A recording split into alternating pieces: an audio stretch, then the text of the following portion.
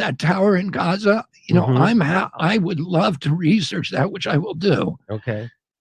And find out what the justification. And I love Max Blumenthal, but I do not think he's objective on Israel. I think his reporting on Israel is not it needs to be questioned. Okay. Well, here's what I would ask. Just like, Peter Hotez ducked you and Joe Rogan, I would love, because Max is the guy to talk to about this, not me. So would you do an interview with Max, because he would be able to talk to you about this way better than I can. I'm really not good at this. Yeah, I would love to talk to Max. Yeah, I mean, Max is a great guy. He's an honest.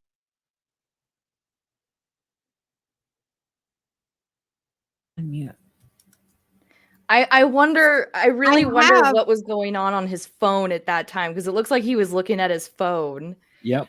And I'll tell you guys, we have the proof of what happened, because this was like a day ago. So the day after RFK agreed to Jimmy Dore's proposal to publicly discuss his pledge of unconditional support of Israel with Max, this is a Twitter thread. We can show it after.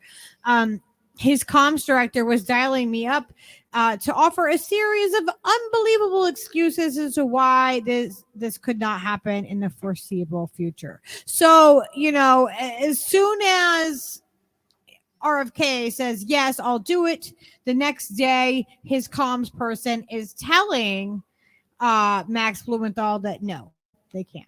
So I just want to let everybody know that. And I have the actual Twitter thread, and we can show it after we're done with the video. Hey, Dingo.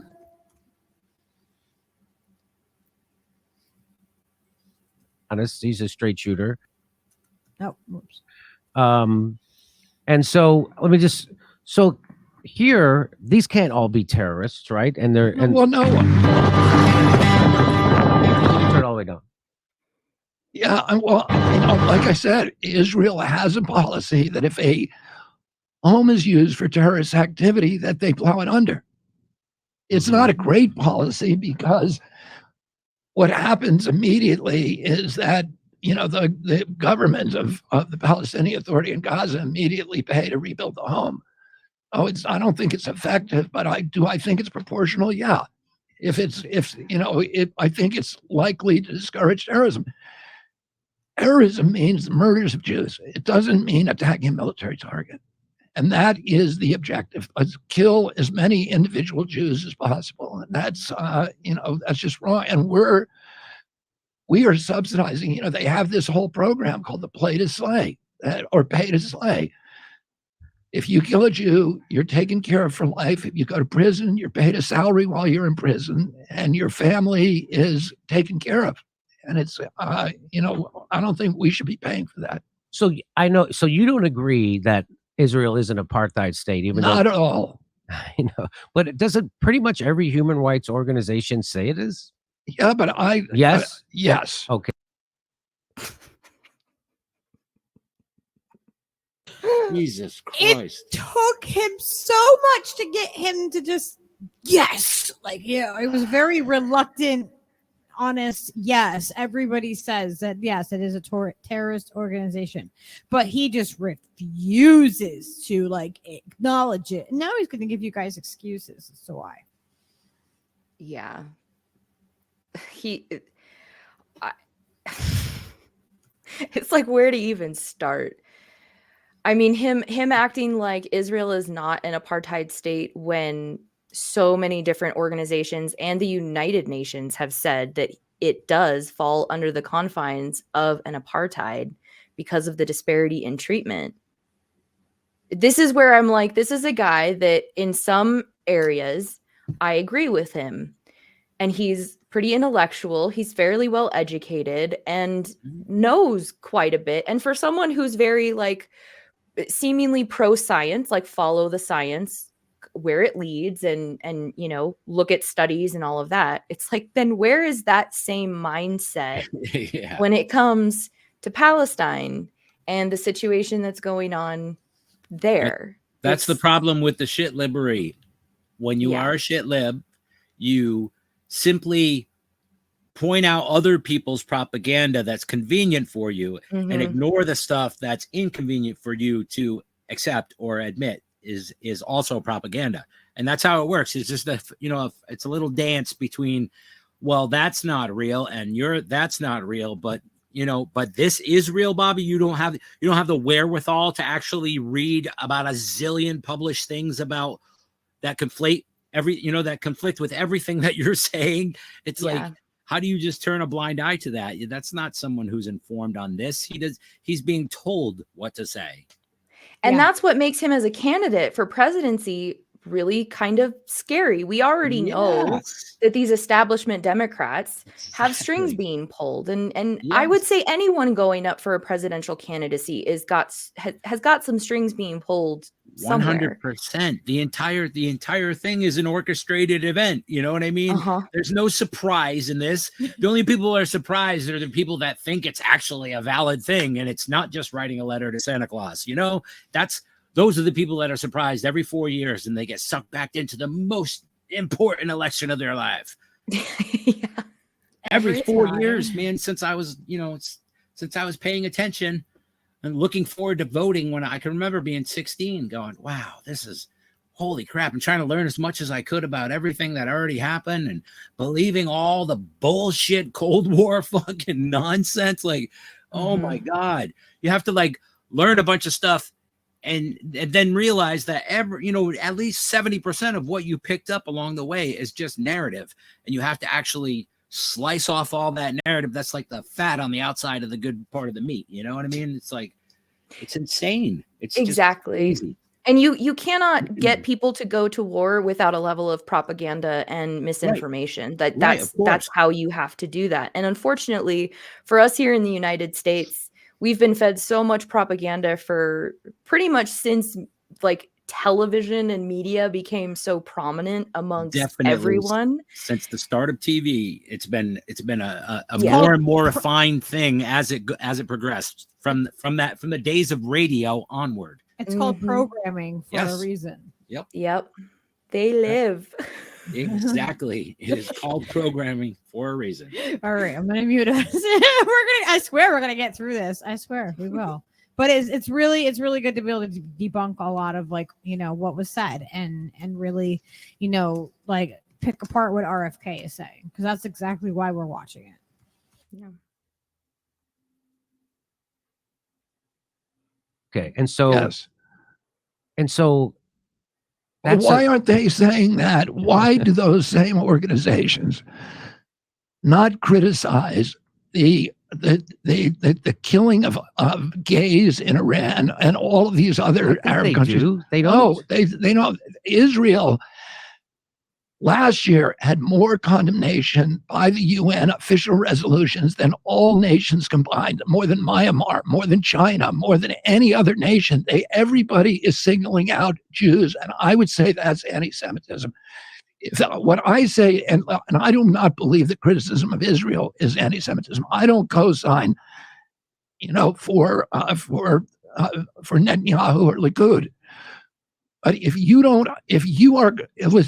are leveling criticism without leveling the same criticism about people who are doing much worse things, then the question is, why not? That has to be anti-Semitism. There's no problem criticizing Israel, but applying a different standard to Israel than you used to apply to any other country in the world is anti-Semitism. Would you agree that Gaza is an open-air prison? Well, I would say that Gaza, Gaza is self-rule, right? Gaza is self-rule. It's not occupied. It's self-rule. Well, they don't have freedom of movement. Well, that makes it a prison. Why doesn't Jordan open up Jordan to the Palestinians? I'm not smart enough to answer that. Okay, I don't know. Because Jordan is not Palestine. They are two different locations. Geography is fun. Say that again. Yeah. It was muted. And why should they have to go to Jordan? They shouldn't have to go to Jordan in order to feel safe and protected. And Jordan already has a refugee crisis because of this shit. Like, they have so many different refugees coming into their country. The reason why places like Egypt, Jordan, and oh my gosh, I'm blanking on the other, Lebanon. It's like the reason why these three countries are struggling so much is because they do have so many different refugees coming from not just places like Palestine, but they've also got millions of people coming from areas of Africa that are being completely decimated because of the actions from the United States and European nations and the UK, because of the endless wars and famine and drought and their inability to have any level of agency within the countries that they live in. They have so little choice in the matter, and they're trying to save themselves and their families. Yet he's trying to act like Israel is some, poor Israel. They have no agency. They have the most agency of any country within the Middle East because they're being funded by everyone that doesn't live in the Middle East. Like, because the US and the allied nations like Europe and the UK, they need Israel because Israel is wanting to expand more from what they've already done.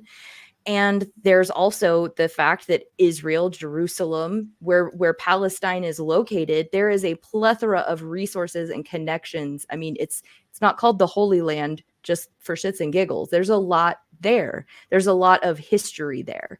There's also a lot of history when you look in countries like Egypt and Yemen and Syria and Libya and Sudan. All of these different places have been the birthplace of lots of different things, and there's so much resources to be had in that area, which is why countries like the United States have to do their never-ending war policies so that they can get the resources and take them from the citizens of those countries, turn them into refugees, and then critique the countries that have the refugees there because it's like, oh, they don't have good human rights in Egypt. Yeah. Yeah, I agree. 100%. He's so full of shit. I know, but that's why I was like, wow, I just couldn't believe that we already had it on the books to talk about, like Palestine and what's happening there, and then this just like felt, and I was like, oh my gosh, people are really in a buzz about this interview. I'm like, maybe we should look at it, and I looked at it, and I'm like, oh, I think we're gonna have to do a reaction to this because it's just jam-packed. I mean, like, this whole thing is just jam-packed with a bunch of propaganda, and I'm like, we need to do this. But yes, I'm gonna mute again and let us play this some more. But I do know that you can't bomb a What prison. Israel has said is, we will give, we don't want to be anywhere near Gaza. Make an agreement that our country has a right to exist. Make an agreement that you will stop killing Jews, that you will stop telling your children to kill Jews.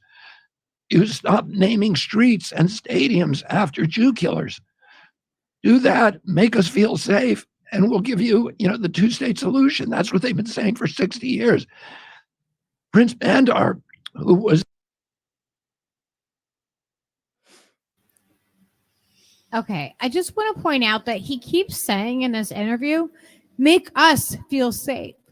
Make us feel safe. Bend over backwards for us. And he's saying it as if it's him, as if that is his, his home that he's talking about. Do you notice that? Like, he really is hitting it home as if it's his home, his safety, his family's not safe, over and over again. Maybe because they're not. Maybe they won't be if he doesn't say that. Yeah, Exactly. maybe. I'm just, you know what I mean? Like, yeah, he's doing a lot of signaling in a way that looks like, okay, why are you doing this? Like, you're going really hard. You don't have to go this hard, but you're going really hard for it. So why? yep, so there's a slight echo. Is that on me? This one time? Is it this one? Yep. Hold on. But yeah, it definitely feels like he's scared that censorship hearing where it was on the censorship, and then he gets censored and stuff. Like I feel like he's pretty. Yeah. I feel like he's having to make all of these bold statements to show that he is going to do what he needs to do in order to support Israel and pretty much anything that they want to do. And Yeah. that's a scary thing, in my opinion, because like I said earlier, you know, like we've seen establishment Democrats talk about their support for Israel and a two-state solution, like kind of the generic talking points. Yeah. But this is a guy who's using very specific rhetoric, very specific messaging and keywords, like you said. And it's like, why? Why are you using all of these specific terminology unless someone is telling you to say this? And the fact that you're letting someone make you say this shows you shouldn't be the president. Like none of our presidents that we've had should have been presidents.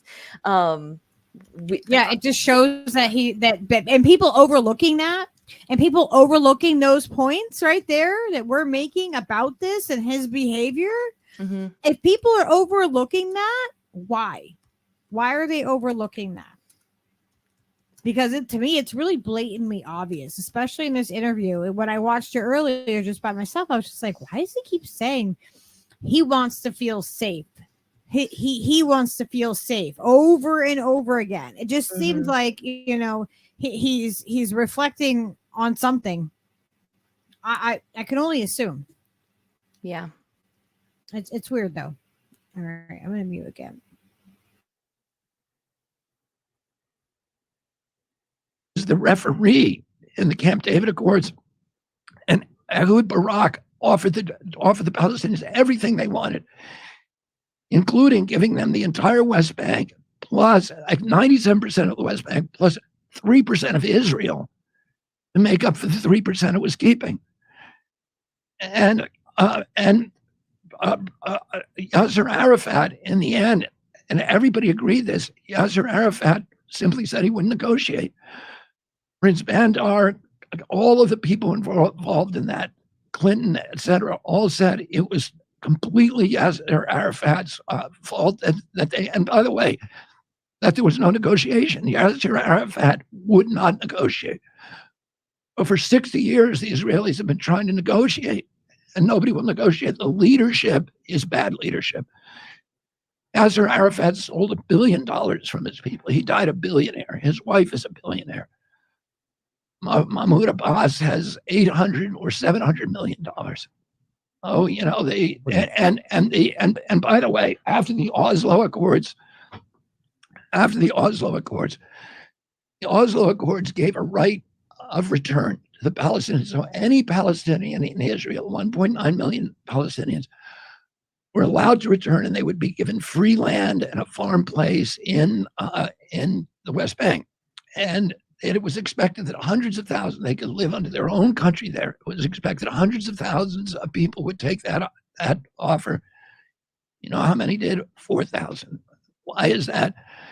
Because nobody wants to live under the Palestinian Authority, because they torture people. There's no justice system. They kill you if they don't agree with you. And it's a dictatorship, and it's a kleptocracy. They steal everything.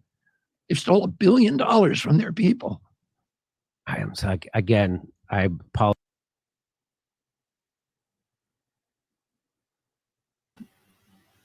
I didn't know if there was anything there that you wanted to clarify with any of that. I mean, so much into. he really does. That's where it feels very intentional. I can't say for sure, like with, you know, statistics and stuff like that, when it comes to the right of return for Palestinians.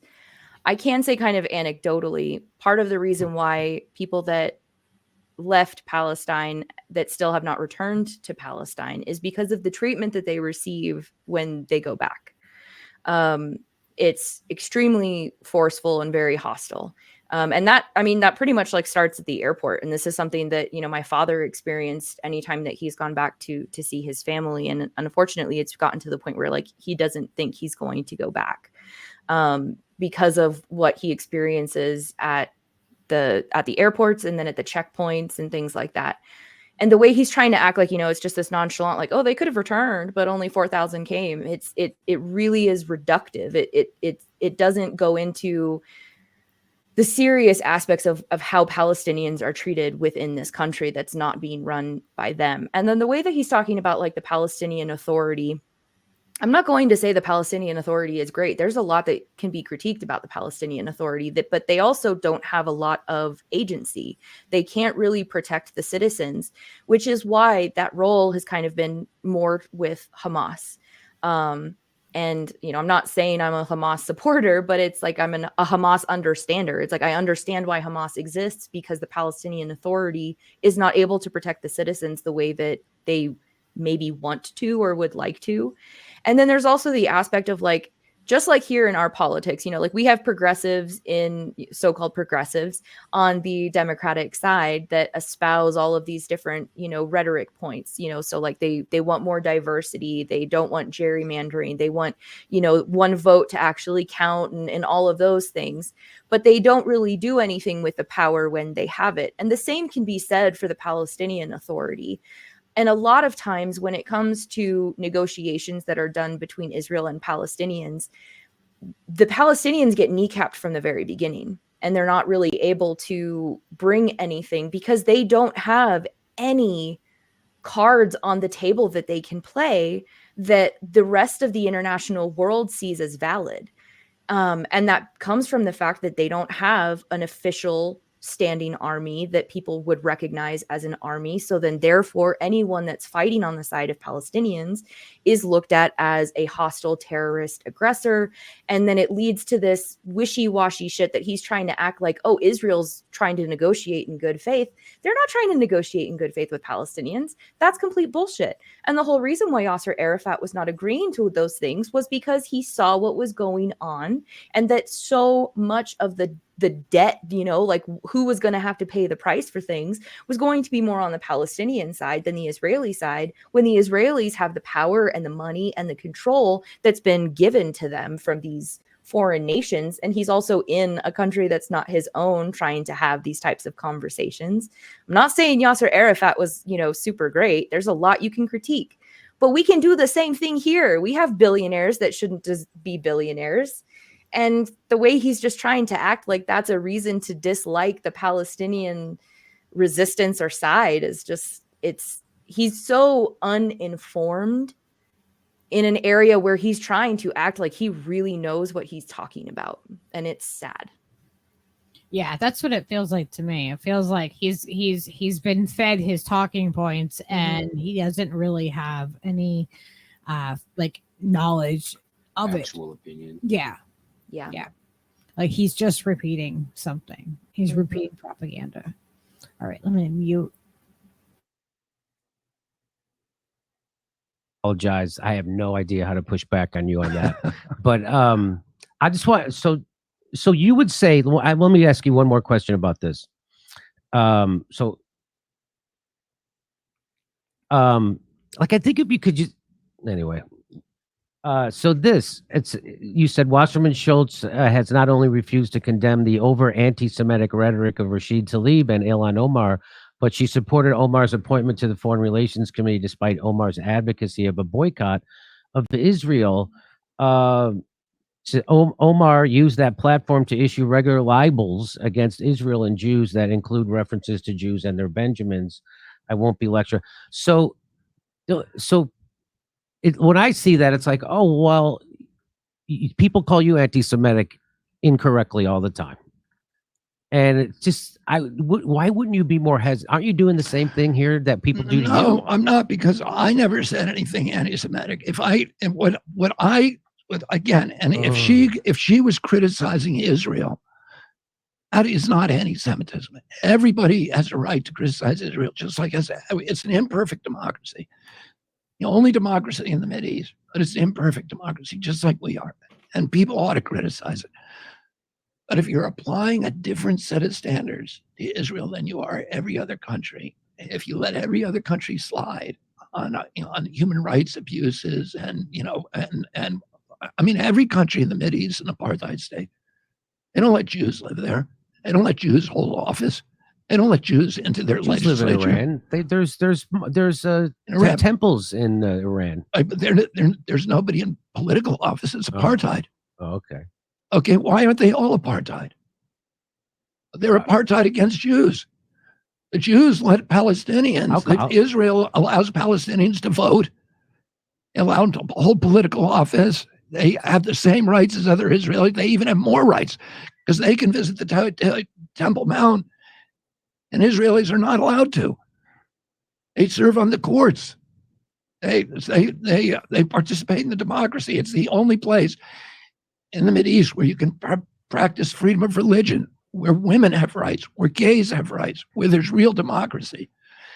And why is she calling that Israel an apartheid state and not saying Jordan, Syria, Egypt, Iran? So if she did that, you would go, okay, Israel's an apartheid state? Of course. If she's saying that all of them are apartheid state, that's fine. But if she only says Israel's an apartheid state, that's anti-Semitism. And calling, talking about Israel's and their Benjamins, that's a little sketchy when you say. So I just aren't you?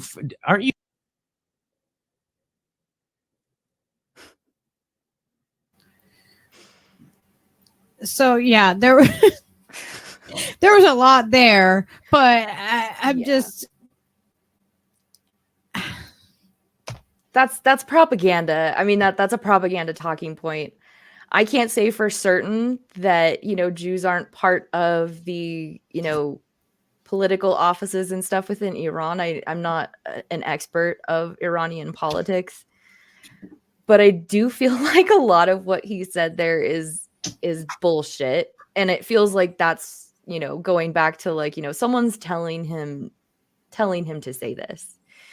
And I would just remind people that, the definition of apartheid as defined by Cambridge Dictionary, which I'm talking about in my video coming up tomorrow, is this took place in South Africa, and it was a system under which people of different races were kept separate by law, and white people were given more political rights and educational and other advantages. And it's a system of keeping groups of people separate and treating them differently, especially when this results in disadvantage for one group. I wouldn't say that apartheid is the way that it's defined would work in Iran or in these other Middle Eastern countries that he's trying to say are apartheid.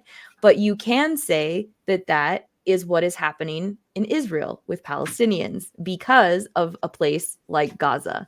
They are citizens within the country, but they are not allowed to basically act as a citizen. They do not have rights. They do not have freedom of movement, and they do not vote.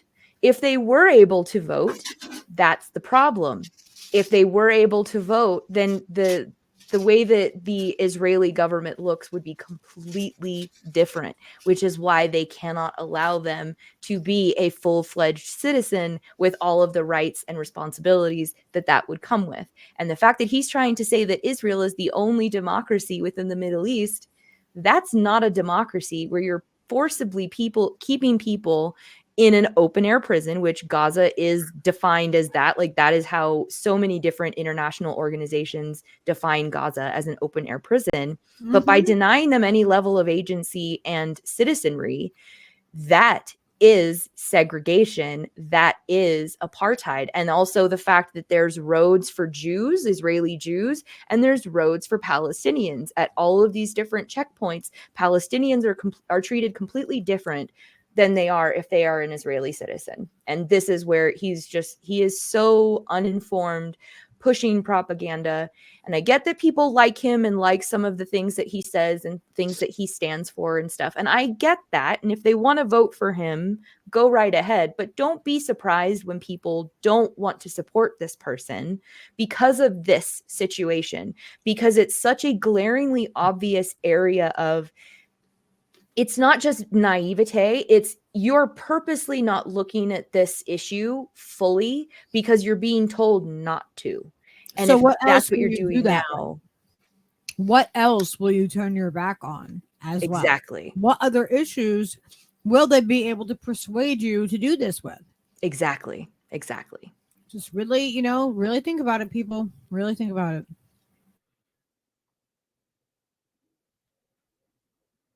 You afraid? Because it breaks my heart in a bit, because it's so great to have a peace candidate someone who tells the truth about the military-industrial complex. No one does that. And you're right about Ukraine, and you're wrong about Russiagate, which led to Ukraine, but you got right about Russiagate, which is a big deal. And when a dummy like me can see it on day one, what Russiagate was, Yeah, I didn't say that, but I wasn't paying attention to it. I was. Right, you were, Because I and saw you're where it really was gonna smart about a go. lot of stuff, so you see it. And they And got actually, their war. what happened to me is I never looked into it. I just, I was taking the narrative from the mainstream media and just that was it. And then I had dinner one night with Oliver Stone and with his son Sean, and the subject came up. And they were like, they pushed back hard. And that's when I thought, oh, okay, I better look into this. And that's when, my eyes started opening to Russiagate. So I was, it was, I never had any reason to question it. Mhm. Your voice on it, is you have to be reading.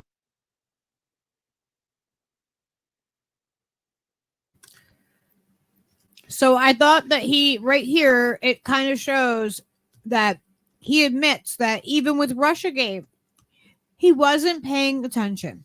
Mm-hmm. So he kind of like spills his own beans right here. Yeah. Like, oh yeah, I've gotten, caught up in other like psyop stuff and I'm smart on other things, but yeah, that got me. Okay. So But he's fully right on admitting. Israel. Right. yeah. He's because he doesn't question the mainstream narrative on Israel. So if he did, he'd listen to maybe who? Max Aramate, like understand, or Richard Medhurst, understand actual things that are happening. Mm-hmm. He's like, no, I don't. I just, I missed the boat on that whole thing because I didn't have any reason to question MSM.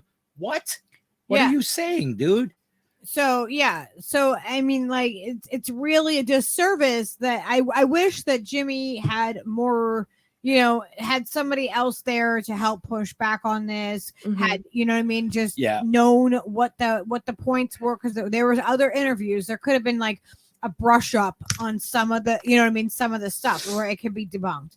Mm-hmm. And I'm sure that he will probably do follow-up shows to debunk what, what he needs to debunk with Max and stuff like that. And that's kind of like how this whole system works, right? Everybody, you have an interview, the person gets away with saying a bunch of stuff. It stirs a bunch of people up. A bunch of people want to do reactionary videos like this, like we're doing, to debunk the video. And then he has somebody on that corrects the video. And then the cycle continues. And that is something that I do notice a lot with a lot of these, the people that do reactionary videos. I don't usually do this kind of thing, but there was just so much in this that I felt like it really needed to have its own debunking from actual Palestinian voice, like from somebody that knows a little, that can really express the way that I can't, I can't fully express it in this exact way. So that's why I thought this was really important to do this, even though I don't normally do it. I appreciate you doing it. All right, I'm gonna do this again, but yeah, I thought that was really interesting. He like admits that he's gotten caught up in propaganda before.